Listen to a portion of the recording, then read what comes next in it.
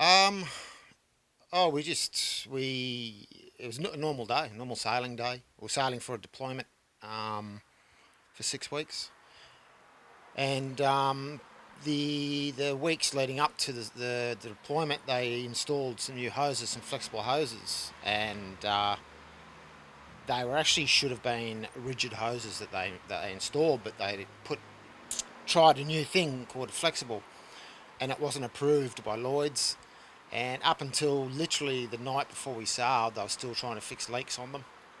So we weren't aware of that. It was mainly the engineers. So when we sailed at 9 o'clock, and at about 10:30,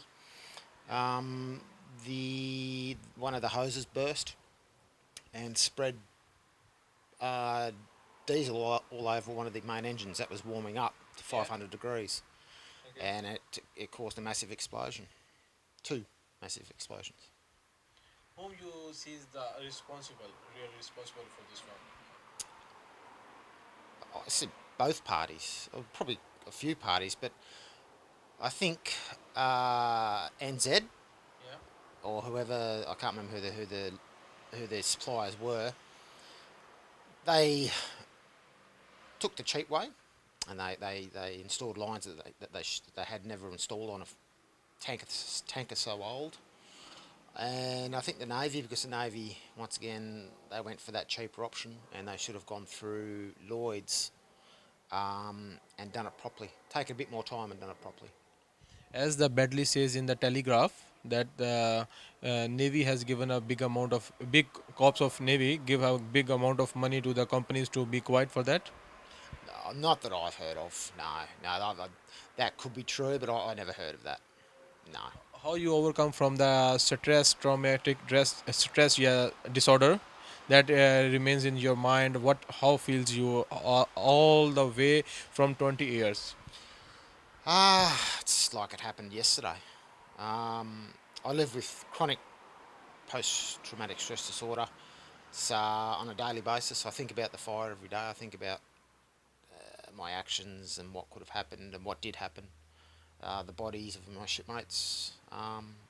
Yeah, it's tough, and makes it even worse when after the fire, a couple of months after the fire, we were made to feel like we were a burden on the Navy because we survived, and they made it very difficult for us. They were trying to push us out at every opportunity, and we had bosses. I had bosses who weren't there on the day, so it was like a jealousy thing. They just Yeah. decided to make life difficult for me. So in the end, yeah, it just destroyed myself and my career.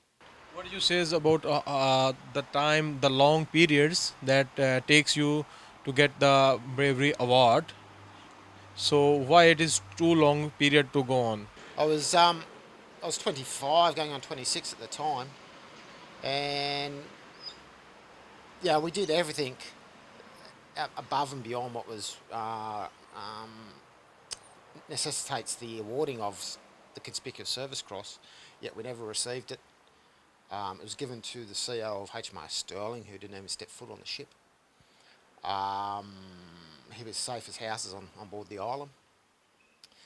And it just never sat well with me, so that's why I fought and fought and fought for nearly 19 years to right the wrongs, because it's like anything. It's the hierarchy that get the awards, but it's the junior sailors that get the kick in the ass. Still in Hamas, there is an event like they are just honoring some navies for the Conspicuous Service Award. You are going there also? On Sunday? Yeah. Yes, I am, yeah. I've been invited.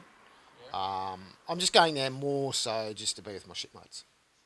The award, that's a little bit of a bonus on top of the Conspicuous Service Cross, but to me it's a little bit too little too late.